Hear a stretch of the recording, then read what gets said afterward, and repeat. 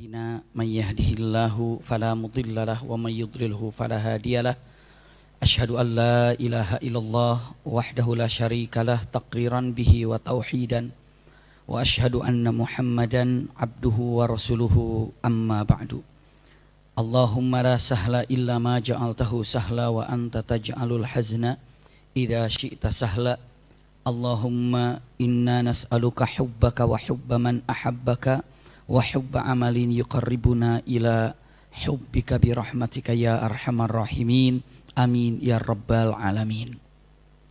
Alhamdulillahirabbil alamin. Mudah-mudahan jumpa kita pagi ini seluruhnya disertai dengan rahmatan berkah Allah Subhanahu wa taala.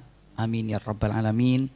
Kesempatan yang sangat berbahagia ini insyaallah kita melanjutkan dalam kajian Sirah Nabawiyah ataupun perjalanan Rasul sallallahu alaihi wasallam.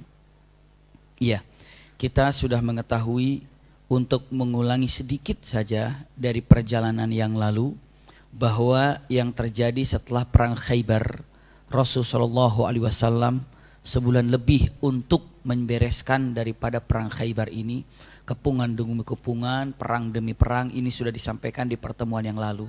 Dan akhirnya Rasul sallallahu alaihi wasallam mendapatkan kemenangan yang luar biasa karena memang ini adalah janji dari Allah.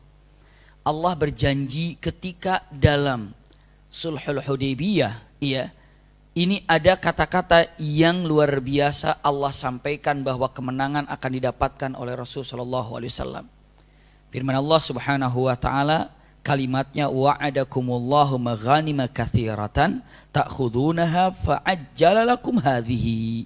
Anda ya Rasulullah atau kalian umat muslimin muslimat setelah Sulhul Hudaybiyah ini akan mendapatkan kemenangan demi kemenangan. Dan bukan hanya kemenangan dikatakan tapi ghanimah, harta rampasan perang. Lalu aku dahulukan, aku segerakan yang ini, maksudnya adalah perang apa? Khaybar. Karena setelah perang Khaybar ini Masya Allah ghanimah luar biasa. Istilahnya banyak sekali ghanimah harta rampasan perang yang diterima oleh Rasulullah SAW. Ini janji siapa? Allah. Maka dari itu Rasul Shallallahu Alaihi Wasallam setiap mau perang itu disembunyikan kemana akan berangkatnya, takut ada mata-mata kasih tahu ke musuh untuk apa? Bersiap-siap. Setiap perang Rasulullah mau perang disembunyikan, perang disembunyikan kemana arahnya. Tapi ada beberapa perang yang Rasulullah langsung tunjukkan arahnya kemana, termasuk Khaybar. Rasulullah tunjukkan perang mana? Khaybar, kata Rasulullah. Khaybar. Kenapa? Karena sudah dijanjikan oleh siapa? Allah Subhanahu wa taala. Namun walaupun sudah dijanjikan kemenangan buat Rasulullah, tidak lantas Rasulullah udah pasti menang, udah nggak usah diserang, kan udah menang. Tidak demikian. Tapi apa? Usaha dan harus menyerangnya. Dan ternyata kesulitan pun didapatkan ketika memerangi perang ataupun menghadapi Khaybar ini. Walaupun sudah dijanjikan oleh Allah apa? Kemenangan. Tapi tetap harus ada usaha. Bisa dipahami Bunda? Tidak mentang-mentang sudah dijanjikan oleh Allah Subhanahu wa taala terus tidak usaha. Kata Rasulullah sallallahu alaihi wasallam, "Man qala la ilaha illallah dakhalal jannah." Siapa yang mengatakan la ilaha illallah masuk surga. Jaminan apa enggak tuh? Jaminan apa tidak? Jaminan. Tapi kalau hanya mengatakan la ilaha illallah saja lalu tidak berusaha untuk menjadi ahli surga, ya tidak bisa. Bukankah hanya kita, Rasul saja yang sudah dijanjikan kemenangan oleh Allah dalam perang Khaybar. Lalu Rasulullah tidak lantas diam aja. Kenapa? Kalau udah yakin menang kok, tuh dalam Al-Quran dibilang Allah sudah janji akan berikan kemenangan. Tidak lantas diam aja lah, udah nanti juga menang. Tidak. Tapi usaha. Dan ternyata dalam usahanya kesulitan demi kesulitan. Bahkan terakhir Rasulullah kan sempat diracun. Iya kan? Sempat diracun juga. Nabi Rasul SAW diracun oleh seorang wanita, Zainab binti Harith. Saya sudah sampaikan saat itu karena Masya Allah Khaybar ini puluhan ribu pohon kurma yang ada di sana. Dan orang Madinah pasti sibuk dengan Madinahnya. Tapi ini kebun yang sangat luar biasa.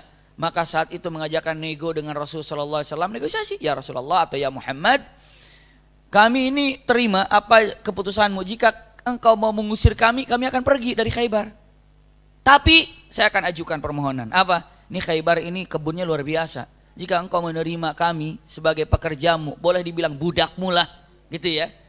Dengan syarat tinggalkan kami tetap di sini dan kami akan membereskan semua kebun Khaybar dan hasilnya bagi dua. dan Rasulullah sepakat. Maka melihat pada kenyataan ini para ulama mengatakan nggak ada halangan kalau kita mau berbisnis dengan bukan orang yang muslim. Silakan saja. Iya, bisnis selagi bisnis itu adalah halal, bisnis itu baik, silahkan. Iya, kalau mengatakan tapi saya akan mengutamakan dia dengan muslim, jauh lebih baik. Tapi kalau misalnya ternyata harus ada bisnis dengan orang-orang yang tidak Islam ataupun dengan orang kafir, silakan. Asal mereka juga amanah, tidak menzalimi kita dan kita pun tidak menzalimi mereka. Mentang-mentang bisnis dengan orang kafir, enak kalau bisnis dengan orang kafir, kenapa? Gampang kita bohongin, maksudnya apa? Bebas kita bohongin mereka, nggak boleh. Kita zalimi mereka, tidak boleh. Islam itu tidak pernah menjalankan satu kalimat yang namanya kezaliman. Haram hukumnya menzalimi siapapun. Iya, maka jalankanlah. Ini Rasulullah bersama orang-orang Yahudi Khaybar sepakat. Senang mereka itu, syukurlah. Kenapa? Rasulullah tidak mengusir kita, permohonan kita diterima. Lalu apa yang dilakukan sama mereka? Kita bikin azumah atau bikin apa? Pesta. Kesenangan mereka. Kenapa tidak diusir dari mana? Khaybar. Malah diterima mereka sebagai apa? Boleh dibilang budaknya atau pekerjanya di situ. Maka saat itu Zainab binti Harith tahu apa yang disukai oleh siapa? Oleh Rasulullah sambil nanya-nanya, kambing. Iya, di bagian apa disebutkan bagian, ada yang mengatakan di bagian pahanya. Iya, lalu saat itu bagian paha yang disenangi Rasulullah itu dikasih apa? Racun. Silakan. Nah, itulah Yahudi. Baik-baiknya pasti ada maunya. Baik-baiknya pasti ada tusukan yang akan menusuk ketika kita lalai. Apapun yang terjadi. Terbukti sampai hari ini. Di mana? Palestina. Iya. Ada kesempatan tetap ingin merenggutnya. Kenapa? Ya itulah sifat salah satu daripada Yahudi, licik, pelit, dan senang mengadu dombakan. Naudzubillah. Iya. Saking pelitnya, barang orang lain aja nggak dikasih lagi. Minjem tapi nggak dikasih lagi. Saking pelitnya udah kelebihan. Iya. Kalau punya kita sendiri nggak dikasih, ya itu pelit wajar. Tapi ini minjem terus nggak dikasihin lagi. Jadi dipinjemin, merasa punya sendiri gitu ya. Itulah kalimatnya. Jadi datang jadi tamu di Palestina, setelah itu merasa punya dirinya. Nah itulah orang-orang namanya Yahudi sudah licik, pelit. Iya. Nah punten. Setelah disajikan makanan, ini untuk mengulang kemarin, para sahabat tidak ada yang berani memulai makanan itu, kecuali Rasulullah terlebih dahulu. Tapi udah lapar banget, dan nunggu. Begitu Rasulullah ngambil, dagingnya diambil, sahabat Rasulullah yang lain pun cepat mengambil. Di antaranya, yang cepat memakannya itu adalah Bishr ibn Barra. Bishr ibn Barra langsung mengambil dan memakannya. Ya, makannya itu baru sedikit memakannya, dan Rasulullah baru menggigitnya, tapi ada ludah yang sudah sedikit tertelan. Lalu saat itu punten, tulang itu bicara dengan mengatakan, ulquni ya Rasulullah fa inni masmumah. Itulah salah satu mujizat Rasulullah, tulang berbicara. Ulquni ya Rasul, lemparkan aku ya Rasulullah karena aku telah diracuni. Lemparkan aku ya Rasulullah karena aku telah diracuni. Maka Rasulullah mengatakan, hentikan makanan kalian, buang. Karena apa? Muntahkan, karena ini ada racunnya. Tapi satu orang sudah masuk. Tapi nggak banyak, satu luqmah, satu gigitan saja. Subhanallah, setelah itu apa yang terjadi? Rasulullah membuangnya, lalu para sahabat pun tidak memakannya. Lalu setelah itu orang ini, punten, Barra ataupun dikatakan Bishr ini sudah mulai kelimpungan karena sudah termakan. Tunggu 3 hari. Mulai pertama kali terasa lemes, lalu nggak bisa kemana-mana, lalu buta, lalu besoknya 3 hari wafat. Saat kejadian pertama kali Rasulullah bertanya, siapa yang memasak makanan ini? Siapa yang menyajikan makanan ini? Jawabannya adalah Zainab binti Harith. Ini adalah Zainab binti Harith, artinya punten, salah seorang daripada putri bangsa Yahudi. Dia tanya, kenapa kamu lakukan ini? Kenapa kamu lakukan ini? Jawaban Zainab binti Harith apa dia bilangnya? Unik jawabannya. Ya namanya jawaban kepepet. Iya. Dengan mengatakan kata-kata yang dibilang, apa jawabannya? Saya hanya ingin mengecek saja. Kalau engkau raja, maka kamu akan kena racun. Tapi kalau engkau nabi, pasti kamu selamat dari racun. Ngeles gitu. Kalau raja, pasti udah makan itu racun itu sudah mati. Tapi kalau engkau nabi, pasti akan selamat. Dengan cara apapun. Ternyata kamu nabi. Kenapa? Karena kamu, punten apa? Diselamatkan, dikasih tahu oleh siapa? Tulang. Ya bukan orang tapi tulang yang membicarakannya. Masya Allah, itulah salah satu mukjizat dari Rasulullah SAW. Tapi kita jangan sok-sokan ada tulang, halo apa kabar, halo apa kabar. Tidak seperti itu. Iya. Begitu ngelihat tulang, Rasulullah bicara sama tulang. Bisa saya bicara sama tulang? Banyak tulang saya. Tulang Medan, betul. Subhanallah. Lalu lanjutkan. Nah punten, setelah itu Rasulullah tunggu. Rasulullah nggak kena racun, tapi ada asarnya, jejaknya. Dari sejak kejadian Khaybar itu, punten, terganggu sedikitnya kesehatan Rasulullah walaupun tidak menerus-menerus. Tidak terus-menerus. Kadang jantungnya detaknya cepat, kadang tidak, kadang pusing, kadang apa. Sehingga di abhar di bagian punggungnya terasa sakit. Itu yang terjadi pada Rasulullah. Sampai Rasulullah mau wafat pun hanya mengatakan kata-katanya, saya masih terasa racunnya Khaybar. Iya seperti itu. Walaupun ada beberapa ulama mengatakan tidak, Rasulullah wafat bukan karena racun Khaybar. Ya, wallahu a'lam. Tapi banyak para alim ulama mengatakan, dan saya pernah sampaikan, Rasulullah wafatnya itu karena satu bekas daripada pukulan Ibn Abi Qami'ah ketika perang Uhud. Iya, jadi kena di sini sudah tidak luka tapi jejaknya masih ada, itu yang membuat beliau sakit. Yang kedua, sihirnya orang Yahudi. Ya. Yang ketiganya itu adalah bekas daripada racun Khaybar tersebut. Maka 3 daripada faktor ini yang membuat Rasulullah secara syariatnya wafat di sana, ataupun karena itu. Jadi tidak ada penyakit dari dalam gara-gara salah makan atau karena pribadi keseluruhan sendiri. Jadi penyakit encok itu tidak ada, darah tinggi, kekentalan darah nggak ada semuanya. Kenapa? Rasulullah paling pandai untuk menjaga makanannya. Jadi ingin sehat, jagalah makanan. Iya, makanan yang membuat kata perut enak, bukan kata lidah enak. Kadang-kadang kita makanan kata mulutnya, kata lidahnya enak, nggak peduli kata perut bagaimana. Perut kepanasan nggak apa-apa, yang penting enak di lidah. Enak di lidah, enak di lidah. Jadi kalau mau sehat cari makanan yang enak di mana?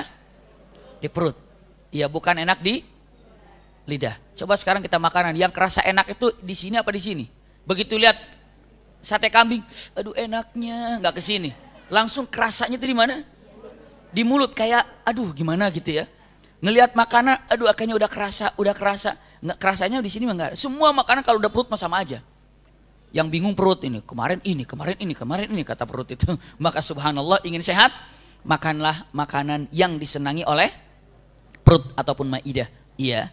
Nah saat itu yang terjadi pada Rasulullah SAW, Masya Allah, iya.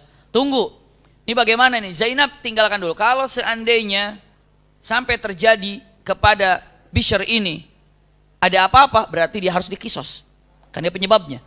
Tapi kalau misalnya sehat, ya dihukum apa saja. Tapi ternyata 3 hari wafat. Maka dikisoslah Zainab binti Harith ini.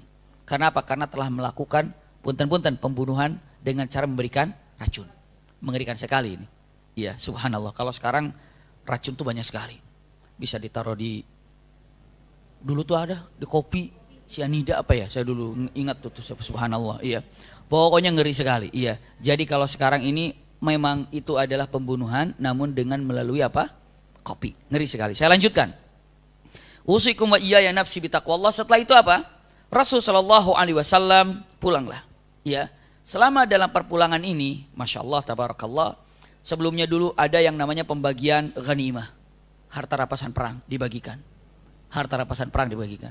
Dan saya sampaikan, waktu kan setiap benteng bagikan harta rampasan perang. Setiap benteng bagikan harta rampasan perang, gitu kan? Karena bentengnya dikalahkan satu persatu, tidak semuanya. Masih ingat seseorang yang masuk Islam lalu mendapatkan apa? Ghanimah. Lalu dia bilang apa? Masih ingat itu? Apa mungkin belum disampaikan ini? Salah satu daripada benteng yang dikalahkan saat Rasulullah membagikan apa? Ghanimah. Tiba-tiba ada yang mengatakan, ya Muhammad, aku ingin masuk Islam. Rasulullah bilang, ya katakan, syahadatlah, bersyahadat asyhadu an la ilaha illallah, asyhadu anna Muhammadar Rasulullah. Setelah bersyahadat, Rasulullah bagikan ghanimah ini untukmu. Laki-laki itu mengatakan, ya Rasulullah, aku Islam bukan karena ingin mendapatkan ghanimah. Terus apa yang kau inginkan? Aku ingin mati syahid di sini. Aku ingin mati syahid di sini. Lalu Rasulullah mengatakan, in saddaqa niyatah saddaqahullah. Kalau niatnya jujur, benar, maka Allah akan kabulkan keinginannya. Jadi saat pembagian ghanimah, ada orang yang masuk Islam. Lalu Rasulullah kasih ghanimah. Dia bilang, ya Rasulullah, aku masuk Islam bukan karena ini. Wallahi aslamtu atau attaba'tu laisa min ajli hadza. Demi Allah aku Islam ikutmu bukan karena ingin mendapatkan ghanimah ini, tapi apa? Aku ingin mati syahid di sini. Rasul bilang, kalau memang dia niatnya jujur dan benar, Allah akan kabulkan keinginannya. Karena ingin mati syahid di sini. Ternyata baru saat itu, pagi-pagi itu dia mengatakan Islam, lalu ada panah yang berdatangan, lalu dia menjaga pertahanan. Setelah itu hanya sebentar saja. Rasulullah tanya, mengatakan, bagaimana pertahanan? Aman ya Rasulullah. Apakah ada yang wafat? Ada, tapi nggak kenal siapa dia. Nggak kenal siapa dia. Nggak kenal siapa dia. Rasulullah tanya, ternyata yang mana? Dilihat ternyata orang ini. Lalu Rasulullah mengatakan, ya Allah, pas tepat panah ada di sininya. Iya. Rasulullah dengan mengatakan kata-katanya, ana ashhad, aku bersaksi kalau engkau mati syahid. Dan Allah bersaksi kalau engkau mati syahid. Dan aku saksinya kalau engkau mati syahid. Subhanallah. Lalu Rasulullah berlinang air matanya dan para sahabat mengatakan, demi Allah, semua para sahabat mengatakan, saya berangan-angan agar yang wafat itu adalah saya. Sampai Rasulullah mengatakan, man arada ayyandhura ila ahlil jannah, siapa yang ingin melihat di antara kalian ahli surga tapi belum pernah sujud walaupun satu kali, inilah orangnya. Begitu mudahnya untuk menjadi ahli surga jika Allah mudahkan kepada yang diinginkannya. Begitu Bunda. Surga itu, saya selalu mengatakan surga itu bagi orang yang dicintai oleh Allah lebih dekat daripada sepasang sendal yang dimilikinya. Itu surga. Surga itu, Masya Allah, jika Allah menginginkan dia untuk menjadi ahli surga, Allah akan mudahkan dia untuk menjadi ahli surga. Ibu, Bunda yang berbahagia, ibu sedang dimudahkan oleh Allah untuk menjadi ahli surga. Kenapa? Karena Allah memudahkan ibu untuk datang di majelis taklim. Ibu tidak datang ke majelis taklim, ibu tidak duduk di sini, nggak ada yang marahin, nggak ada yang bentakin, nggak ada ngapain. Aman, Bunda, aman-aman. Tapi kenapa? Bunda datang kemari, Allah mudahkan ibu untuk menjadi ahli surga. Dengan cara apa? Gambarannya mudah untuk duduk di majelis taklim. Masya Allah, seperti itu. Jadi betapa indahnya Allah punya skenario untuk menjadikan dirinya ahli surga. Diri kita. Untuk dijadikan dirinya ahli surga. Tapi amalan gak ada. Sholat belum khusyuk. Sedekah gak bisa. Lalu apa Allah katakan? Aku akan jadikan dia ahli surga. Apa? Aku uji dengan penyakitnya. Kasih aja penyakitnya. Padahal penyakitnya itu adalah jalan untuk menuju surga.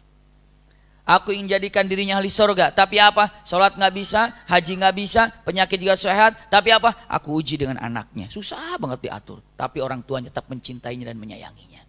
Aku uji dengan suaminya, aku uji dengan istrinya, aku uji dengan temannya. Maka setiap orang, tolonglah, ujian itu sebenarnya adalah sebagai pengangkat derajat kita untuk menjadi ahli surga. Itu dia. Bagaimana caranya? Ya Allah yang tahu. Saya rasa di antara ibu semuanya nggak ada yang sekarang ini tidak punya keinginan. Insya Allah semuanya sedang ada masalah. Semuanya insya Allah sedang ada harapan. Semuanya sedang keinginan. Subhanallah. Dan semuanya pernah diuji oleh Allah Subhanahu Wa Taala. Kenapa? Usikum wa iyaya nafsi bitaqwallah. Kenapa? Karena itu adalah salah satu daripada bukti Allah cinta kepada kita. Dengan cara apa? Dengan cara skenario Allah berjalan untuk kita. Terserah Allah. Kita takarrub saja kepada Allah. Ikuti saja perintah Allah. Jalankan saja perintah Allah. Allah yang mengatur kehidupan ini untuk dijadikan apa dan seperti apa. Ini dia. Usikum wa iyaya nafsi bitaqwallah. Jadi ternyata apa? Yang ingin saya gambarkan di sini. Rasulullah sudah dijadikan janji oleh Allah kemenangan di perang Khaybar. Tapi tetap kesulitannya ada. Apalagi kita dijanjikan untuk menjadi ahli sorga karena kita orang beriman. Tidak free begitu saja. Usaha dong. Ayo jalankan. Iman yang modalnya dikasih oleh Allah, jalankan. Sekarang saya tanya, ibu punya iman dari mana? Dari Allah. Ibu beli di mana imannya? Nggak beli. Ibu dapat voucher iman dari mana? Nggak ada. Yang kasih iman sama ibu tuh Allah. Lalu setelah itu apa? Allah katakan, siapa yang beriman mengatakan la ilaha illallah Muhammadur Rasulullah masuk surga. Iya begitu. Janji sama Rasulullah aja Rasulullah usaha. Apalagi kita dijanjikan surga oleh Allah, kalau tidak usaha, nol kita ini. Usahalah sebisa mungkin, semaksimal mungkin. Peperangan demi peperangan yang dilakukan Rasulullah SAW. Dan jika Allah sudah mencintai kita, maka Allah akan mudahkan kepada kita untuk menjalankan jalan-jalan menuju surga. Tiba-tiba kumpul dengan orang solehah. Tiba-tiba kumpul dengan orang soleh. Tiba-tiba ketemu dengan teman solehah. Tiba-tiba semuanya adalah apa? Kejutan skenario Allah yang membuat kita menjadi baik. Itulah yang ada. Iya. Ini kalimat yang sangat luar biasa. Maka hadapi segala-galanya. Terutama usia kita semakin hari semakin mendekat kepada ajal. Semakin dekat kepada ajal. Walau bagaimanapun kita ini, kalau saya gambarkan, kita ini seperti di atas gerbong kereta, Bunda. Begitu masuk dalam gerbong kereta, mau ngapain aja di gerbong kereta itu, mau ngapain saja, tetap kereta akan sampai ke tujuannya. Akan tiba di tujuannya. Sama kita nih mau soleh, mau tidak soleh, mau ngobrol, tidak ngobrol, mau buka aurat, mau tutup aurat, mau ghibah, tidak ghibah, mau sholat, tidak sholat, mau saum, tidak saum. Tetap aja, apa tetap itu? Tetap kita akan sampai ke baris ataupun ke tempat yang namanya wafat atau kematian. Itu selesai. Kita seperti dalam gerbong kereta api, subhanallah perjalanannya. Coba saja kalau sampai misalnya naik kereta api, gerbongnya kan banyak, sampai 12, sampai 13. Ibu jalan dari gerbong satu sampai ke belakang. Dan ibu tolong cek di setiap gerbong itu apa semuanya sedang melakukan kegiatan yang sama. Ada yang tidur, ada yang ngobrol, ada yang foto-foto, ada yang makan, ada yang segala macamnya. Tapi apapun yang dilakukan oleh penumpang akan tetap sampai ke gerbong. Ataupun akan sampai ke finishnya, akan sampai ke tujuannya. Bunda, apapun dilakukan oleh bunda terserah, ibu akan sampai. Ibu akan sampai. Maka tolong usikum wa iyaya nafsi bitaqwallah. Niat kita yang diciptakan oleh Allah adalah untuk ibadah, lakukan sebaik-baiknya. Nggak terasa lagi kan bulan haji lagi. Kemarin bulan lalu, tahun lalu saya sudah sampaikan pamit mau haji. Sekarang hari ini pun saya akan bilang saya pamit mau haji lagi. Hari Rabu saya mau berangkat insya Allah. Rabu apa Kamis Mi? Hari Rabu saya berangkat untuk melaksanakan ibadah haji lagi. Subhanallah, berangkat lagi. Kenapa? Nggak terasa waktu itu. Saya begitu selesai dari bandara, disampaikan oleh ahanda kami, ya, yang istilahnya yang kami bersamanya dalam masalah travel Bapak Nasril Nazir. Beliau hanya mengatakan, jumpa lagi tahun depan, kita berangkat lagi melaksanakan ibadah haji. Insya Allah, amin. Saya katakan, masih lama. Tiba-tiba, waktu, sini paspor, sini semuanya, berangkat lagi. Nggak terasa, waktu itu benar-benar nggak terasa. Maka tolong bunda, kalau saya tanya informasikan nih tadi orang kalau Allah sudah mudahkan untuk menjadi ahli sorga, syahadat, wafat, syahid, bukan sorga saja, syahid wafatnya, jannahnya luar biasa. Kita yang sudah lama bagaimana coba? Jangan-jangan amalan kita tidak ada ikhlasnya apa yang kita lakukan. Ngeri sekali bunda. Mungkin pernah kemarin apa Kamis yang lalu atau bagaimana?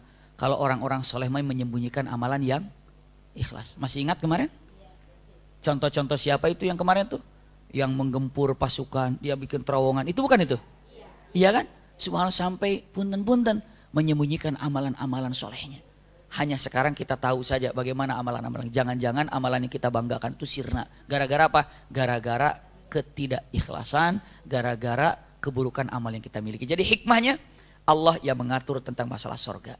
Allah yang memiliki sorga. Maka Allah yang mengatur kita untuk menjadikan diri kita ahli sorga. Kita taat saja, terima saja, ridho dengan apa yang Allah berikan dan ikhlas dalam ibadah pada Allah Subhanahu wa taala. Itu dia. Iya. Saya lanjutkan. Setelah itu apa yang terjadi? Subhanallah. Rasul sallallahu alaihi wasallam walaupun tetap sudah dijanjikan tetap harus ada apa tadi? Usaha. Dalam perjalanan Rasul sallallahu alaihi wasallam, Masya Allah, jumpalah dengan pamannya Rasul sallallahu alaihi wasallam, Ja'far bin Abi Thalib. Siapa Ja'far bin Abi Thalib ini? Ja'far bin Abi Thalib ini adalah pamannya Rasul sallallahu alaihi wasallam. Ketika, mudah-mudahan ibu masih ingat, ketika dulu masih di kota Makkah, saat umat Islam ini, punten, istilahnya apa? Dikucilkan, bahkan disiksa habis-habisan oleh penduduk Makkah. Maka saat itu apa yang terjadi? Kesulitan demi kesulitan dan Rasulullah membolehkan siapa yang ingin hijrah, hijrahlah ke Habasyah. Maka saat itulah Ja'far bin Abi Thalib berangkat ke Habasyah. Sampai di Habasyah, tetap di Habasyah bersama muslimin muslimat yang ada di sana. Lalu apa yang terjadi? Rasulullah berangkat ke Madinah pun tetap tidak pulang ke Habasyah, tidak pulang ke Mekah atau tidak ke Mekah, tapi Habasyah, betah di Habasyah sana. Jadi pamannya Rasulullah yang hijrah ke Habasyah. Ya bunda ya. Setelah itu Rasulullah SAW perang Khaybar. Dalam keadaan perang Khaybar dari Habasyah ini pulang ke kota Madinah. Iya. Begitu dalam perjalanan menuju perang Madinah, dalam beberapa riwayat memang dijemput oleh Amr bin Umayyah Dumri. Rasulullah ketika perlu pasukan untuk ke Khaybar, utus oleh Rasulullah, tolong yang di Habasyah kembali datang ke Madinah. Tapi kalau tidak sempat datang ke Madinah, langsung aja ketemu di Khaybar. Ternyata datang Ja'far bin Abi Thalib, Khaybar sudah selesai. Ja'far bin Abi Thalib ini adalah orang yang berhijrah ke Habasyah atau ke Ethiopia di awal-awal hijrah. Waktu itu hijrahnya belum ke Madinah. Namun setelah Rasulullah hijrah ke Madinah, tetap siapa? Yang namanya Ja'far bin Abi Thalib tidak ke Madinah, tetap tinggal di sana. Tetap tinggal di sana. Di Habasyah. Tetap tinggal di Habasyah. Subhanallah, dilindungi oleh seorang raja namanya Raja Najasyi. Raja Najasyi. Iya, dan punten saat itu pulanglah karena mendengar Rasulullah di Khaybar, langsung diarahkan ke Khaybar. Sampai di Khaybar perang sudah selesai. Punten, Rasulullah gembira nggak menang melawan perang Khaybar ini? Gembira sekali, senang sekali. Yahudi tunduk sekarang ini. Yahudi sudah dikalahkan. Tiba-tiba begitu Rasulullah selesai Khaybar, dijumpainya siapa? Dijumpainya Ja'far bin Abi Thalib. Lalu kata Ja'far datang, lalu Rasulullah bilang ada. Lihat kata-kata Rasulullah SAW dengan kata-kata yang sangat luar biasa. Kalimat yang sangat indah yang disampaikan Rasulullah, dan ini membuat Ja'far ini terngiang-ngiang dan teringat selalu tidak lupa dengan perkataan yang dilakukan Rasulullah SAW. Apa yang dia katakan? Rasulullah mengatakan kali wallahi ma adri bi ayyihi ma afrah bi fatih Khaybar am bi qudumi Ja'far. Demi Allah, saya nggak tahu ini mana yang harus lebih dahulu aku utamakan, menang Khaybar atau jumpa dengan Ja'far. Masya Allah, itu Rasulullah itu luar biasa. Ada dengan mengatakan inilah salah satu tanda cara-cara Rasulullah untuk membahagiakan orang. Jadi lama sahabatnya yang tidak jumpa, bayangkan Khaybar yang dikalahkan berhari-hari, sampai Rasulullah ini luar biasa menguras pikiran, menguras tenaga. Begitu selesai, begitu kedatangan sahabatnya Ja'far yang memang sudah bertahun-tahun tidak jumpa, begitu datang Rasulullah mengatakan bi ayyi syai'in afrah bi ayyihima afrah. Aku ini harus gembira karena apa ini ya? Aku ini gembiranya karena apa? Apakah karena menang di Khaybar, apa jumpa dengan Ja'far, atau karena kedatangan Ja'far? Masya Allah, memang Rasulullah SAW luar biasa. Imma yang pertama, beginilah cara Rasulullah menyambut sahabatnya. Imma yang kedua, beginilah derajat Ja'far di hadapan Rasul Sallallahu Alaihi Wasallam. Bisa dipahami nggak bunda? Jadi kalau ibu, masya Allah, tiba-tiba mendapatkan rizki, mendapatkan keuntungan, atau mendapatkan kebahagiaan, datang teman, misalnya ibu, bu, cucu ibu lahir, alhamdulillah cucu saya lahir. Teman ibu datang, masya Allah, saya ini bahagia karena cucu saya lahir atau karena kedatanganmu. Subhanallah. Karena kedatangan temannya mau bayar utang, makanya senang banget ya buat bayar rumah sakit misalnya. Tapi yang jelas bunda, punten-punten, ini cara membahagiakan teman tuh luar biasa sekali. Apa? Begitu datang temannya, masya Allah, makin hari kamu itu makin bersinar wajahnya. Memang kamu di bawah lampu sih, jadi terang sekali. Jangan juga begitu. Itu langsung ngangkat jatuhin, jangan begitu ya. Walaupun bercanda, hati-hati perasaan seorang mukmin jangan disakitin. Ya puji karena itu bagian daripada sedekah. Memuji bagian daripada sedekah. Husnudzan bagian daripada sedekah. Begitu kan? Husnudzan bagian dari sedekah apa bukan? Sedekah. Ibu kalau misalnya teman ibu datang ke teman yang ibu nggak tahu, nggak kenal, baru ngeliat wajahnya, baru datang, baru kenal, baru ngeliat wajahnya, ibu belum kenal sama dirinya, mau sedekah kepadanya, husnudzan saja padanya. Begitu datang, subhanallah, enggak, dia enggak kenal kita, kita enggak kenal dia. Begitu datang saja, kita, masya Allah, rajin beliau ini, masya Allah, luar biasa. Dia datang ke sini untuk mencari ilmu luar biasa. Ini husnudzon. Ini datang, pohon kayak begitu-begitu, udah suudzon duluan. Astagfirullah. Dan duduk di majelis taklim bersedekah tanpa harus tahu siapa yang disedekahinya. Mungkin bunda mendapatkan sedekah dari siapa? Dari teman ibu. Dari apa? Dari husnudzonnya. Dan gak usah dibilang-bilang, udah selesai. Tahu gak aku udah husnudzon sama kamu tadi? Gak usah. Udah biarin aja bunda. Jadi kalau mau husnudzon itu bagian daripada sedekah. Husnudzonlah, karena husnudzon itu bagian daripada sedekah. Jika anda baru melihat seseorang dan anda tidak mengenalnya, kesempatan untuk bersedekah dengan cara apa? Husnudzon. Kesempatan dalam berhusnudzon. Dan ini adalah sangat sulit sekali untuk berhusnudzon ini. Kenapa? Yaitu dia, syaitan mah sukanya bersuudzon terus dan ditempelkan dalam diri kita. Akhirnya apa? Akhirnya ngelihat semuanya itu adalah suudzon, meremehkan. Kalau orang selalu bersuudzon, tempat yang luas pun merasa jadi sempit. Sempit aja. Duduk, ngelihat ini suudzon, dia kok geser ke kanan barusan, nggak mau sama saya nih kira-kira, awas nih. Subhanallah. Ngelihat orang tiba-tiba bertatapan wajah, ibu udah begini, cuma orang cuma transit dikit ke atas lagi matanya. Sombong banget.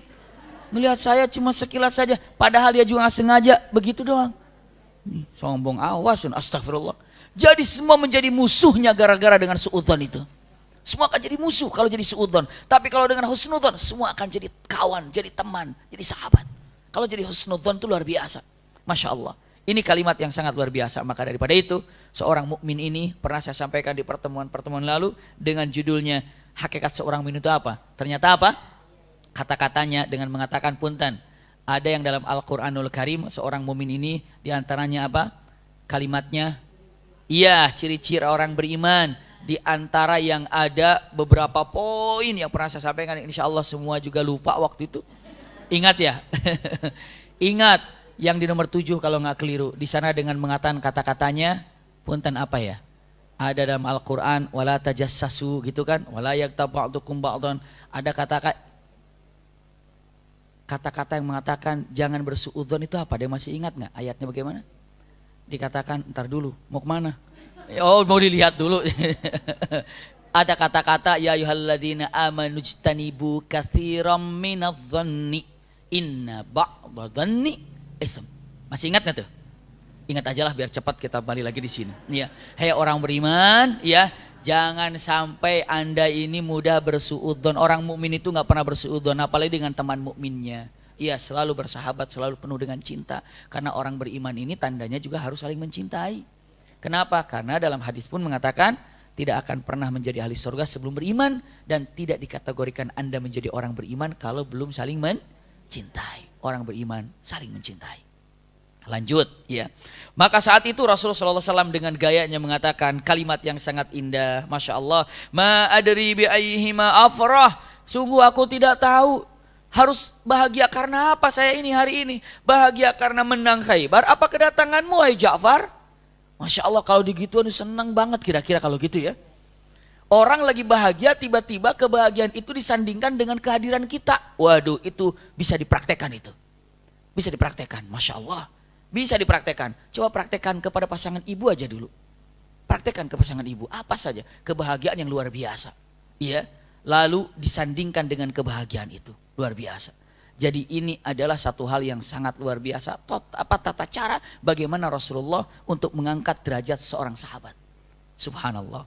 Maka saat itu tidak lama, ini ada satu peristiwa. Tidak lama datang Jibril. Apa kata Jibril? Ya Rasulullah. Ini masih dalam perjalanan itu. Ya Rasulullah, dalam beberapa riwayat. Ya Rasulullah. Apa kata Rasulullah? Salatlah. Salat apa? Salat gaib. Salat gaib. Untuk siapa? Raja Najasyi wafat. Raja Najasyi wafat. Iya. Memang kenapa? Karena dia seorang muslim. Tapi menyembunyikan keislamannya. Menyembunyikan keislamannya dan wafat. Subhanallah. Dan di sana tidak ada yang mensolat jenazahkan. Kenapa? Karena mereka mengira dia dalam keadaan agama Nasrani. Maka Rasulullah salat gaib. Disitulah awal mulanya ada salat gaib. Untuk Raja Najasyi. Bisa dipahami ya, untuk Raja Najasyi. Lah, kok bisa Raja Najasyi menyembunyikan keislamannya? Iya, karena apa? Karena ingin melindungi atau sahabat-sahabat Rasulullah yang ada di Habasyah. Niatnya, niatnya, siapa yang punya niat nih? Raja Najasyi niatnya, saya ingin menjaga orang-orang yang Islam di Habasyah, dan saya tidak mau menjadikan sahabat-sahabat Rasul ini terkucilkan apa terusir karena tidak aman di Mekah. Maka Raja Najasyi menyembunyikan keislamannya agar tetap menjadi raja dan melindunginya. Rajanya demikian. Saya dipahami ya, melindungi. Dan niatnya beda dengan Raja Romawi waktu saat itu. Raja Romawi, dia mengatakan Islam, saat itu dia murtad lagi. Karena apa? Karena takut kehilangan jabatannya. Padahal dia ini bisa dikategorikan, bilang sama Dihya Al-Kalabi yang membuat suratnya, dia bilang mengatakan, aku sebenarnya sudah Islam, tapi aku menyembunyikan keislamanku. Rasulullah bilang, kadzdzaba aduwallah, dusta dia. Dia bukan menyembunyikan keislamannya, tapi dia memegang kerajaannya karena takut kehilangan jabatannya.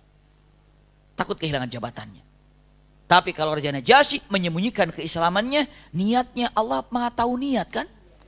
Yang tahu niat kita itu siapa? Kita dan Allah Subhanahu wa taala. Enggak usah bilang-bilang niat saya. Allah tahu niat kita. Biarpun orang lain punya tanggapan buruk kepada kita, kita tahu niat kita itu apa, Allah tahu niat kita itu apa, Bunda.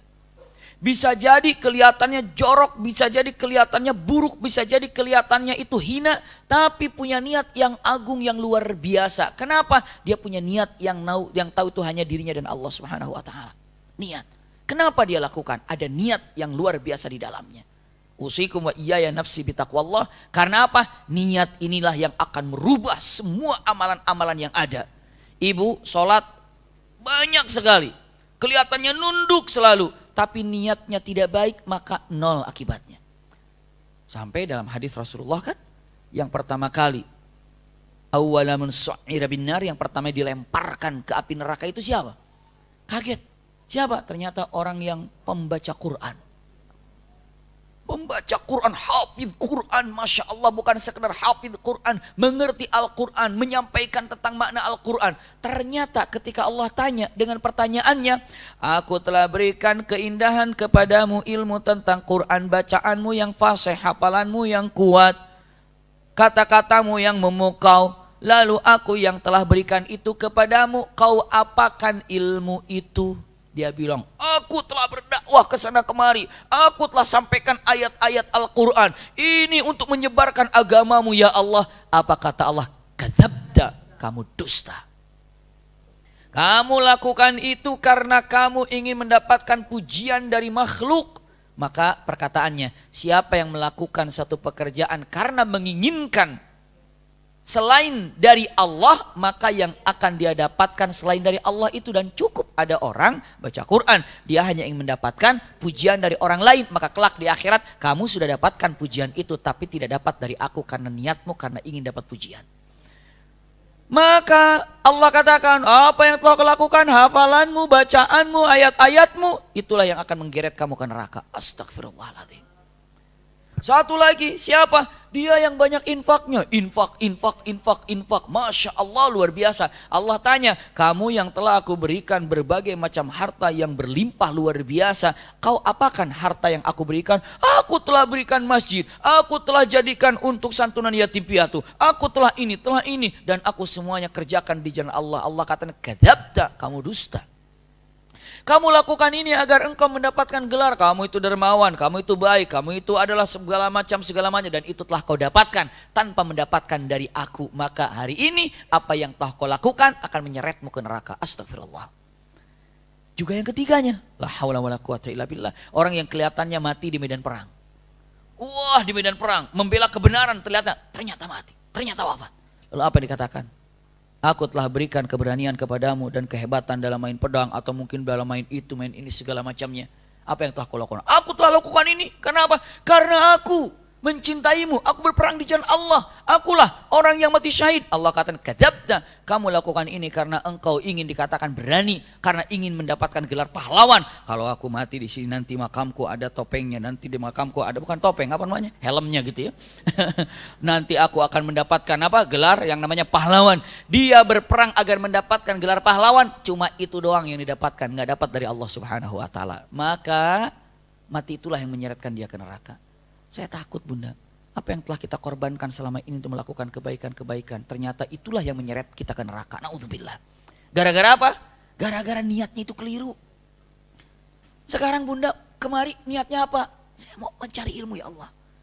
Sekarang Bunda sholat karena Allah, puasa karena Allah, sedekah karena Allah. Maka punten, kalimatnya apa? Jadi dunia, perbaiki niat Anda. Perbaiki. Apa? Luruskan niatnya, karena ini bahaya sekali. Punten, sholat zuhur berapa rakaat? 4. Asar? 4. Sama-sama gerakannya gitu. Yang membedakan apa? Niat. Puasa wajib sama puasa sunnah bedanya apa? Niat. Bedanya niat. Haji wajib sama haji sunnah bedanya apa? Niat. Umrah wajib sama umrah sunnah bedanya apa? Niat. Dahsyat sekali. Niat ini luar biasa, bisa mengarahkan kepada kita yang tepat sekali. GPS dalam kehidupan.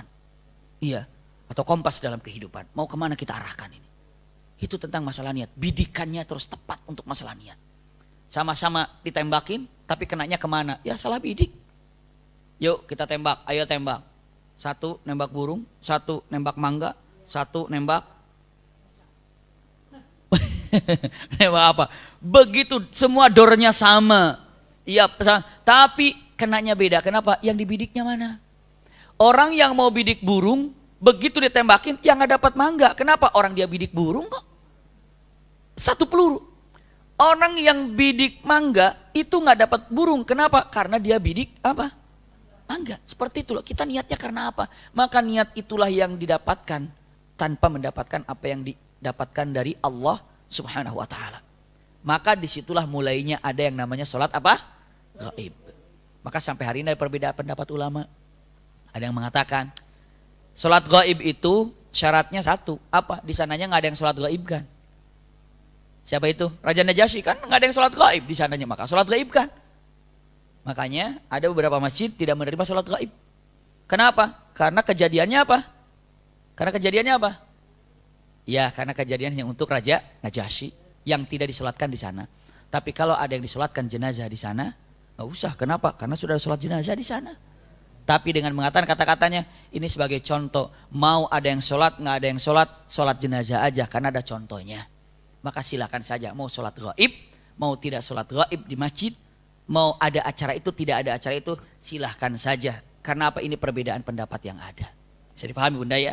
Saya lanjutkan, punten. Ini perkataan yang selanjutnya. Bahagia dengan jawaban. Selama dalam perjalanan Rasulullah SAW menaklukkan Khaybar, punten, Yahudi-Yahudi yang tidak berkumpul di Khaybar. Tapi kabilah-kabilah. Seperti di Fadak itu ada perkampungan lagi Yahudi di sana. Rasul datangi dan takluk. Jadi Khaybar itu Yahudi yang berkumpul memang di satu tempat yang besar. Tapi ada kampung-kampung kecil yang di situ memang ada Yahudi juga. Dan Rasul taklukkan seperti Wadil Qura, semuanya dikalahkan semuanya. Nah ini penting. Tahu nggak Bunda?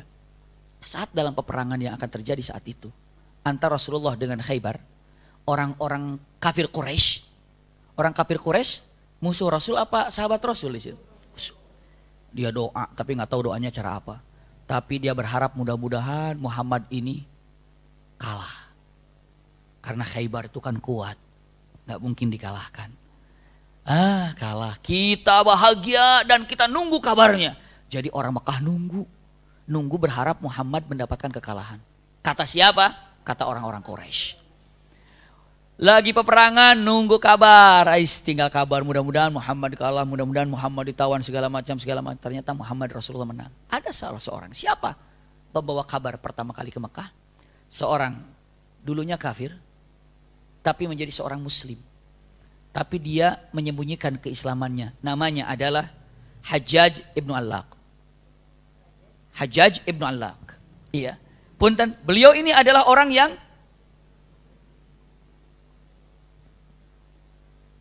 jadi orang ini apa? Orang ini luar biasa. Seseorang yang sangat luar biasa ini datang ke depan, ya Rasulullah, aku kan sudah Islam, tapi orang-orang tidak tahu kalau diriku Islam. Terus gimana? Saya mau datang ke Mekah tapi harta saya ada di Mekah semuanya. Tapi kalau seandainya saya mengambil harta saya ini, nggak mungkin dong dikabarin dengan mengatakan ambil harta saya kan ada. Naruh uang di sini, naruh uang di sini, naruh uang di sini. Kalau saya mengambil harta di sana, pasti curiga dong dia. Ngapain harta kalian diambil? Naruh saham. Mau diambil, ngapain diambil? Pasti ada sesuatu. Makanya saya sudah Islam, tapi saya ingin mengambil harta saya di sana semuanya dan saya ingin ke Madinah. Ya ambil, tapi saya harus bohong. Ya bohong aja kata Rasulullah. Bohong sama musuh boleh nggak? Bohong sama musuh mah boleh. Jangan bohong sembarangan. Yang boleh dibohong itu musuh. Apalagi mengakurkan orang berantem. Satu lagi kepada pasangan hidup. Istrinya masak. Waduh, enak banget mah. Luar biasa. Padahal peperedeyan begitu. Tapi silakan demikian. Nah punten, datanglah siapa ini? Hajjaj datang tiba-tiba Bunda. Begitu tiba Hajjaj ini ke sana, begitu tiba Hajjaj ini ke situ, orang-orang Mekah kan lagi nunggu. Kata Hajjaj bilang, hei Aku baru datang dari Khaybar. Oh ya Hajjaj, ya memang kamu dari Khaybar. Gimana kabarnya? Muhammad hancur, terkalahkan. Pokoknya Muhammad ditawan sekarang. Sama pasukan-pasukannya tertawan. Sebentar lagi mereka akan memberikan Muhammad dan teman-temannya ke Mekah. Siap-siaplah menebusnya. Jadi pahami gak bunda? Tebus. Ditebus buat apa? Ya buat dibunuh di Mekah mah. Atau buat di apa? Disimpan dulu di penjara, nanti kalau selesai nanti ya diselesaikan. Bahagianya siapa? Maka wah senang Muhammad kalah, Muhammad tertawan, Lalu kata Hajjaj dengan mengatakan kata-katanya apa? Nah justru itu saya datang kemari pengen beli tawanan-tawanannya Muhammad. Mau saya jadiin budak. Terus bagaimana beli? Duitnya kan di kalian semuanya. Tolong dong kumpulin semuanya secepatnya. Cepetin. Maka pimpinan instruksi dari pimpinan Mekah yang membawa duit Hajjaj segera dikembalikan secepatnya karena dia mau beli tawanan-tawanan Madinah. Tidak disangka kata Hajjaj, uang saya yang tercecer di mana-mana 3 hari terkumpul semua. Biasanya perlu berbulan-bulan, ini 3 hari dapat, saking gembiranya semuanya. Dapat kumpul, begitu dapat kabar seperti itu, yang sakit satu siapa? Sayyidina Abbas. Dan Abbas itu pamannya Rasulullah, malah sakit begitu mendengar Muhammad Rasul tertawan. Dia nggak bisa kemana-mana, nangis aja di rumah, nangis aja di rumah. Akhirnya tangisan yang sangat dahsyat itu apa yang terjadi? La haula wala quwata illa billah, memanggil Hajjaj, Hajjaj sini. Kamu tahu kan aku adalah pamannya Muhammad, iya. Lihat aku sakit kayak gini, beneran kalah. Shh, jangan bilang-bilang. Kenapa? Menang. Khaybar kalah semuanya. Aku ngomong gini biar duitku balik. Terus kalau balik duit ini aku akan balik segera ikut ke Madinah. Terus apa? Kamu ngomong apa saja yang terserah setelah aku bebas dari Mekah ya. Begitu? Iya. Kapan kira-kira? Malam ini aku berangkat kemana? Ke Madinah. Malamnya berangkat ke Madinah, wah didukung, diantar sama orang-orang Mekah. Selamat Hajjaj, sukses Hajjaj. Nanti banyak-banyak beli apa? Budak-budak Madinah itu, sukses. Selamat Hajjaj, silakan. Pokoknya ketika mau berangkat itu diapain itu? Dilepaskan gitu, ada pelepasan berangkat. Selesai Hajjaj berangkat, udah jauh kira-kira. Mandilah Sayyidina Abbas. Pakai baju bagus, tawaf, orang-orang Mekah tertawa. Abbas, kamu ini biar nggak kelihatan sedih ya, sok bersih, sok hebat. Padahal kamu sedih 3 hari nggak keluar-luar. Sekarang ini biar nggak kelihatan sedih, oh pakai baju baru, pakai gini di semuanya. Pura-pura kamu, dia bilang. Aku nggak pura-pura dan aku nggak sedih, aku bahagia. Sejak kapan kamu bahagia melihat ponakanmu itu jadi tawanan? Siapa yang bilang ponakanku jadi tawanan? Itu Hajjaj. Kan baru datang dari kami. Kamu percaya Hajjaj apa percaya saya? Lah kamu kan gak dari sana. Hajjaj bilang sama saya dia sudah Islam. Dan Muhammad Rasulullah menang. Dan dia itu lari ke Madinah ngumpulin harta-hartanya. Bingung semuanya. Lalu kata Abu Sufyan apa? Kata Abu Sufyan, dengar. Kata Abu Sufyan, saya jujur lebih percaya kepada siapa? Abbas daripada Hajjaj. Kenapa? Karena Abbas ini adalah nggak pernah bohong. Kalau Hajjaj kita nggak tahu dari mana kecilnya, gimana gedenya. Kita kayaknya ketipu ini. Ditunggu ternyata benar Muhammad Rasulullah menang. Subhanallah. Itulah kejadian peristiwa yang luar biasa, Bunda. Dan luar biasa, maka saat itulah kemenangannya lancar. Punten, iya. Setelah itu apa? Yang terjadi yang sangat luar biasa. Hajjaj ini luar biasa. Iya, dan akhirnya dapat. Dan Rasulullah selama dalam peperangan, selama pulang menaklukkan Yahudi dalam satu kampung sampailah ke kota Madinah. Subhanallah. Sesampainya di kota Madinah, Rasulullah kembali untuk merenungkan siapa orang-orang yang telah menggempur Madinah ketika perang Khandaq. Masih ingat nggak? Waktu perang Khandaq kan, mana lagi kabilah-kabilah yang belum dikasih pelajaran. Banyak kabilah-kabilah belum sana. Siapa-siapa dikasih pelajaran sebelum melaksanakan umroh qadha. Tahu umroh qadha? Umroh qadha itu umroh yang dulu mau umroh terus dijegal. Nggak jadi terus jadi sulh Hudaybiyah. Nah itu kan 1 tahun kan? Nggak terasa udah 1 tahun lagi mau umroh. Kayak kita nggak terasa mau haji lagi. Rasul 1 tahun lagi ternyata mau umroh. Masya Allah luar biasa. Iya kita. Kan saya perwakilan bunda semuanya karena saya doakan bunda nanti di sana. Iya. Iya, saya ibu wakilnya, insya Allah saya akan doakan bunda nanti selama di Mekah. Pokoknya yang ahli majelis taklim dimanapun sukses dunia akhirat. Iya, oh iya mumpung masih ingat ini. Beberapa hari yang lalu banyak sekali pertanyaan di WhatsApp dan itu jamaah rumil semuanya. Dengan pertanyaannya, dengan menyebutkan, Habib Maki saya mau haji, mau umroh tapi gimana ya kalau nggak ada muhrim seperti apa, mahramnya bagaimana? Boleh nggak sih saya haji nggak ada mahramnya? Boleh nggak gitu ya? Punten, tanpa merasa hormat. Tanpa merasa hormat perbedaan pendapat ulama yang ingin saya gambarkan di sini. Punten, usikum wa iyaya nafsi bitaqwallah. Tadi juga sempat nanya lagi di pas perjalanan kemari. Punten, camkan baik-baik bunda. Iya, pendapat ini ada yang menyatakan saklek tidak boleh seorang wanita berhaji kecuali harus dengan mahram. Dan itu tidak disalahkan. Terima, karena ini disampaikan oleh Imam Hambali. Melihat daripada hadis yang sangat luar biasa. Kalimatnya adalah la yahillu mur'ah, tidak pantas seorang wanita. Man kana yu'minu billahi wal yawmil akhir.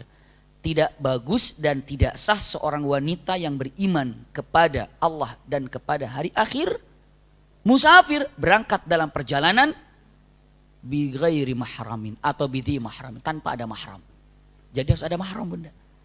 Jadi kalau mau berangkat kemana-mana, wanita ini harus ada dengan mahramnya. Lihat-lihat, maka saklek. Nggak bisa, harus ada mahram. Berangkatnya harus ada mahram. Simpan baik-baik. Satu itu dalilnya. Kedua, punten. Ibu siap nerimanya ini? Agak berat pelajarannya. Iya, tapi ibu mah pintar semuanya. Iya. Kedua, punten bunda. Iya. Udah Masya Allah. Yang selanjutnya yang kedua, dalam satu kenyataan ada seorang sahabat mengatakan, ya Rasulullah ini ketutibtu bil jihad. Ya Rasulullah aku ini sudah tercatat namaku dengan nama-nama orang mujahid untuk berjihad fisabilillah. Jadi kalau mau berjihad itu namanya terdaftar. Namaku sudah ada di sana, tapi istriku mau haji. Bagaimana ya Rasulullah? Rasul jawab, ilhaq biha. Ikuti dia, hajilah bersamanya. Bisa dipahami ya? Dua inilah yang tidak bisa kita salahkan. Dengan memahamkan bahwa tidak pantas seorang wanita muslimah, tidak boleh wanita muslimah berangkat kemanapun tanpa ada mahram. Kalau wanita muslimah yang beriman kepada Allah dan beriman kepada hari akhir, tidak boleh berpergian kecuali dengan mahram. Wah itu pas. Yang kedua tadi, seorang berjihad tercatat tapi harus berangkat kemana? Haji istrinya, berangkatlah bersama. Itulah yang tidak bisa. Makanya hormati itu. Benar adanya. Iya, Imam Hambali mengatakan demikian. Namun Imam Maliki, Imam Syafi'i, Imam Hanafi dengan mengatakan, punten, lain lagi kisahnya. Kata-katanya dengan mengatakan, punten bunda, simak baik-baik ini. Ini pelajaran yang sudah berlalu. Tapi saya ulangi lagi. Kata Imam Syafi'i, Maliki dengan mengatakan, maksud mahram di sini adalah tujuannya secara bukan syarat daripada seorang wanita keluar harus pakai mahram. Tapi adalah tujuannya untuk keamanan wanita. Bisa dipahami nggak bunda? Bukan syarat, tapi sebagai tujuan apa? Contoh-contoh, punten-punten, simak baik-baik. Kita kembali ke perang Khandaq. Ke perang Khandaq. Waktu Bani Quraidah mengkhianati Rasulullah. Mudah-mudahan ibu masih ingat. Simak baik-baik, ya. Saat itu Rasulullah bilang kepada orang-orang mukmin, ini langsung saja saya katakan gini. Mudah-mudahan bunda masih ingat. Rasulullah mengatakan karena perintah dari Allah, ya Rasulullah segera serbu, segera serang Banu Quraidah. Segera ya Rasulullah. Maka Rasulullah kumpulkan para sahabat di masjid dan Rasulullah katakan, lihat-lihat kata Rasulullah, Man kana yu'minu billahi wal yawmil akhir, siapa yang beriman kepada Allah dan hari akhir, lihat kata Rasulullah, fala tusalliyannal asra illa bi Bani Quraidah, jangan engkau sholat asar kecuali di Banu Quraidah. Ulangi lagi, jangan berangkatlah ke Banu Quraidah dan jangan sholat asar kalian ini kecuali di Bani Quraidah. Paham bunda? Bisa dipahami ya? Lanjut, berangkatlah para sahabat. Dalam perjalanan sahabat dengar kelihatan waktu asar tiba. Ini asar nih. Para sahabat bilang, kan udah jelas enggak sholat asar kecuali di Bani Quraidah. Saya mah jelas itu nasnya, kata-katanya saya akan sholat di Bani Quraidah. Itu memahami secara makna. Bisa dipahami bunda? Bukan secara nasnya, bahasanya gitu. Jangan sholat asar kecuali di Bani Quraidah. Udah jelas gak itu? Saya tanya, jelas nggak? Jangan sholat asar kecuali di Bani Quraidah, jelas nggak? Yang nyuruh siapa? Akhirnya sahabat sholat di mana? Bani Quraidah. Walaupun sampainya maghrib bunda. Walaupun sampainya maghrib. Tapi ada sahabat dan banyak sholat. Kenapa? Beliau berpikir, itu maksudnya bukan kita harus sholat di Bani Quraidah. Maksud Rasulullah agar kita cepat-cepat nggak berleha-leha. Bisa dipahami nggak bunda? Jangan leha-leha, cepat, makanya cepat. Maka saking harus cepatnya Rasulullah bilang jangan sholat asar kecuali Banu Quraidah, maka harus segera dicepatkan. Maka sebagian sahabat yang memahami makna keinginan Rasulullah, sholatlah di jalan. Bisa dipahami bunda? Sampai Rasulullah di Banu Quraidah, sahabat bertanya-tanya, ya Rasul yang benar yang mana? Panggil, kamu kenapa sholat di Banu Quraidah? Ya jelas, kau katakan jangan sholat asar kecuali di Banu Quraidah. Iya, kalau kamu, kalau saya paham keinginan Anda seakan-akan ingin mengatakan segera untuk melakukannya, maka waktu sholat ya saya sholat. Rasulullah bilang dua-duanya benar. Jadi paham bunda? Jangan menjadikan perjalanan seorang wanita tanpa mahram. Jelas kan tuh? Jelas kan? Memahami Imam Syafi'i, tujuannya demi keamanannya. Tapi kalau aman di jalannya, lihat, silakan. Bahkan punten sebelum saya jauh melangkah lagi. Untuk jalan aman, silakan. Kenapa? Satu perkataan. Adi bin Hatim bersama Rasulullah saat itu sedang berbicara berdua. Dan beberapa sahabat lain, tapi Rasul bicara kepada Adi bin Hatim. Ya Adi, tahu ini adalah Mantikah Hirah? Mantikah Hirah itu adalah satu tempat perkampungan yang memang jauh dari sana kemari. Sana sini itu jauh. Tapi tempat perkampungan. Dalam perjalanan mau Mantikah Hirah ini, perjalanan cukup menakutkan. Cukup menakutkan. Tapi Rasulullah tanya, ini Mantikah Hirah kamu tahu Adi? Iya ya Rasulullah aku tahu. Sudah sangat tahu. Mantikah Hirah mau ke sini perjalanannya sulit. Mau dari sini pun sulit. Kenapa? Ketidaknyamanan dalam perjalanan. Tiba-tiba Rasulullah mengatakan, yushik. Sebentar lagi. Nanti saking amannya perjalanan. Seorang wanita bisa berjalan melalui kampung ini sampai ke Mekah dan tawaf dan sa'i dan kembali sendiri. Saking apa? Amannya. Maka Imam Syafi'i mengatakan, itu aman. Sudah dipahami ya? Lalu dengan mengatakan sekarang, kenapa dulu nggak bisa? Oh dulu mau perjalanan mau pakai apa? Unta. Kalau perempuan sendiri jalan, perempuan tanpa yang mengamaninya atau segala macam, bisa kan dengan yang laki-laki lain, fitnah nanti jadinya. Iya kan? Harus dengan mahramnya. Satu, tidak menimbulkan fitnah. Yang kedua, aman di jalan. Karena situasinya.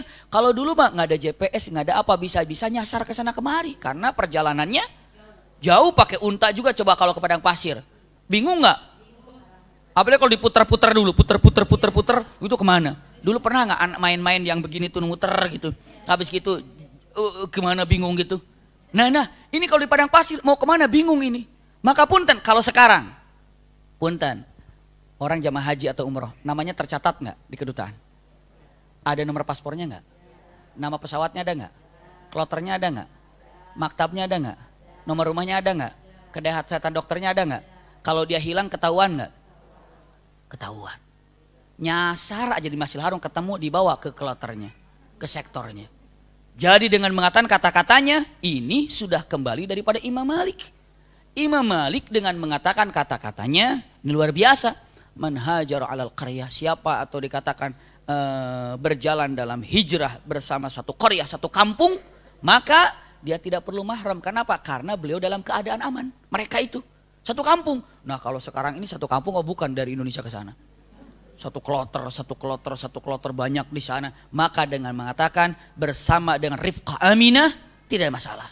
Dalil lagi, istri Nabi Muhammad Rasul Sallallahu Alaihi Wasallam kecuali Siti Zainab bersaksi semuanya. Kami telah menjalankan haji sunnah. Karena haji yang wajibnya sudah. Kami telah menjalankan haji sunnah, berangkat ke Mekah melaksanakan haji bersama Utsman bin Affan dan Abdurrahman bin Auf. Berangkatlah melaksanakan ibadah haji. Rame-rame. Di situ ada mahramnya enggak? Ada mahramnya enggak? Enggak ada. Istri Nabi enggak ada mahramnya. Di situ ada siapa?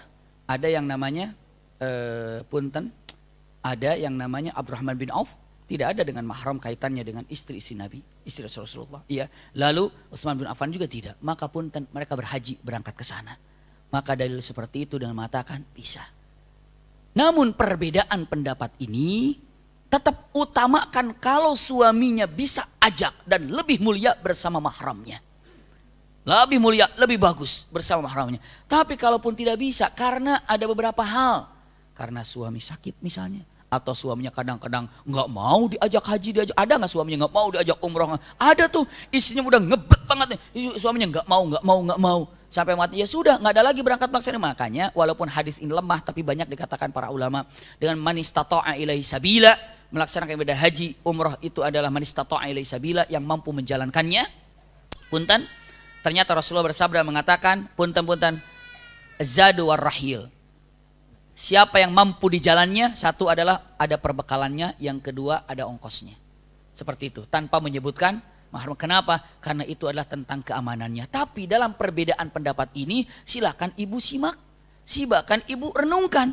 Daripada dua perbedaan ini, Imam Syafi'i membolehkan, Imam Maliki membolehkan, Imam Hanafi membolehkan. Iya, tapi bukan berarti 3 lawan 1, 3 yang menang. Tidak bisa.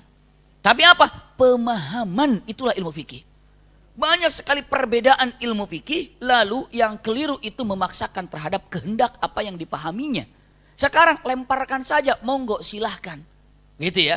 Makanya dengan mengatakan perbedaan pendapat ini, perkataan Ibnu Taimiyah, perbedaan daripada umat Muhammad itu adalah akan membawa rahmat kalau seandainya didasari dengan rasa cinta, saling menghormati apa yang adanya. Oh ternyata yang tidak boleh ini loh dalilnya, silakan ambil. Iya. Oh ternyata boleh kerja sini dalilnya, tapi jangan memudah-mudahkan.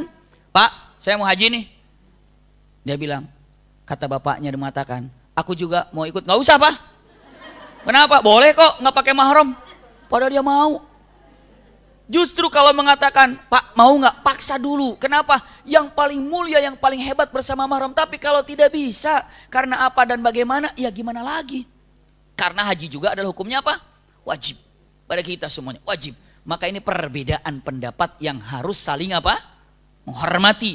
Dan harus saling menghargai dengan pendapat ini. Bunda yang berpendapat harus pakai mahram, peganglah karena pemahamannya di situ. Tapi satu waktu ternyata menimpa kepada bunda harus berangkat tanpa mahram, silahkan. Bukan berarti harus kekeh-petekeh di sini. Bunda dengan mengatakan ternyata bisa, saya harus ternyata berangkatlah. Subhanallah, seperti itu. Iya, jadi hal ini harus menumbuhkan rasa cinta dalam perbedaan yang ada. Indah ketika ada perbedaan. Kenapa? Saling menghargai dan saling mencintai. Karena dikatakan cinta itu yang mengalahkan segala-galanya. Maka kalimat ini yang pernah saya sampaikan, apa coba? Habibu habibi habibi. Iya, apa yang disukai kekasihku berarti aku harus menyukainya.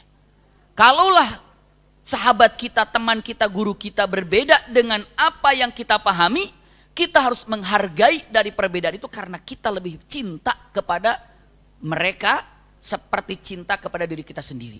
Bisa dipahami Bunda ya? Jadi kalimatnya adalah untuk saling menghargai daripada perbedaan pendapat ini. Ini pendapat sudah lama terjadi perbedaannya. Bahkan kalau lihat daripada para ulama-ulama yang dulu, awal mulanya mengatakan tidak boleh. Tiba-tiba tahun-tahun sekarang ini mengatakan pendapat yang dua tadi. Tidak menyatakan saklak tidak boleh. Dan juga tidak mengatakan 100% boleh. Lihat situasi dan keadaannya. Lihat pemahaman Bunda yang ada. Dan saling menghormati dalam perbedaan pendapat ini. Mudah-mudahan apa yang disampaikan ada manfaatnya Bunda. Dan insya Allah kita lanjutkan setelah haji pelajaran-pelajaran kita. Insya Allah saya berangkat bersama Umi Maki tanggal 24 Juli berarti hari apa? Hari Rabu ya. Bunda kalau ada yang berangkat haji silahkan di Madinah bisa jumpa untuk ikut kajian di Obroy, di Mekah di Sweet Hilton. Mudah-mudahan bisa ketemu di sana nanti. Ada yang haji tahun ini? Ada haji tahun ini? Nggak ada yang berani ngangkat tangannya, kenapa takut riya? Ya nggak apa-apa. Iya, ada yang haji tahun ini angkat dua tangannya. Subhanallah, ya mudah-mudahan berkah semuanya. Jazakumullah khair ala husni istimaikum. Lakum minni al-hubbu wa du'a. Sebentar, ada satu lagi. Hukum haji itu wajib, sedangkan umroh itu sunnah. Terkait dengan itu, bagaimana jika kita memiliki dana hanya buat umroh saja? Apakah bisa dilakukan? Sedangkan untuk haji di samping sekarang harus nunggu lama, saya biayanya juga lebih besar dari umroh, padahal keinginan sangat. Haji umroh kalau Imam Syafi'i, kalau di sini punten ulangi lagi, ibadah haji kan wajib, umroh kan sunnah. Sementara uang cuma untuk sendiri. Saya ini bagaimana nih? Gitu ya, bisa dipahami ya. Kalau haji nunggu lama juga kuotanya. Saya haji bagaimana, boleh nggak misalnya seperti itu? Punten. Pertama, kalau melihat daripada perkataan para, termasuk yang saya tahu Imam Syafi'i, melihat dikatakan wa atimul hajja wal umrata lillah, sempurnakanlah ibadah haji dan umrohmu. Haji wajib, umroh wajib bunda. Wajib bagi yang pertama kali umroh, wajib bagi pertama kali. Jadi haji wajib, umroh wajib. Bisa dipahami ya? Nah, umroh wajib, wajib. Haji wajib, wajib. Karena Al-Quran mengatakan wa atimul hajja wal umrata. Sempurnakan hajimu dan umrohmu. Melihat daripada ini maka sama-sama wajib.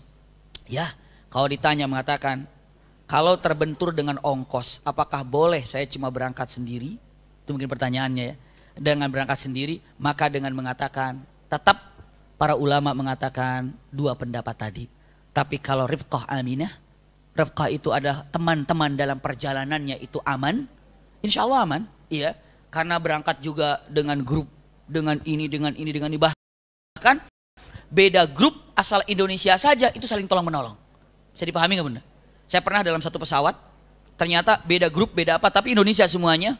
Kebetulan kami dalam grup itu ada dokternya ada 4. Dokternya ada 4 waktu umroh. Grupnya nggak terlalu banyak, kita cuma bawa sekitar 25. Pesawat kan sekitar berapa ratus? Ratusan ya, kita hanya 25.